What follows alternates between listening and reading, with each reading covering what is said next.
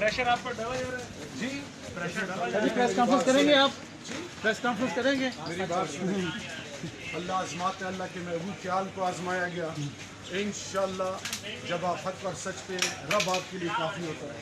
अल्लाह ने अपने महबूब से फरमाया कि कह दीजिए उन्हें कि मेरे लिए मेरा अल्लाह ही काफ़ी है। चलिए सर, जो आपके साथी छोड़ दी के बारे में क्या कहेंगे? देखिए जी, मैं किसी के बारे में राय नहीं दूंगा। छोड़ देना सब मेरे काबिल एहतराम है।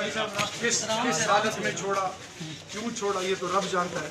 मेरे दिल धक्के ना दे, आ रहे सीधे आ रहे, धक्के ना दे, चलते जा रहे हैं। छोड़ दे रहा। जेल में कैसा बर्ताव किया जा रहा है आपके साथ?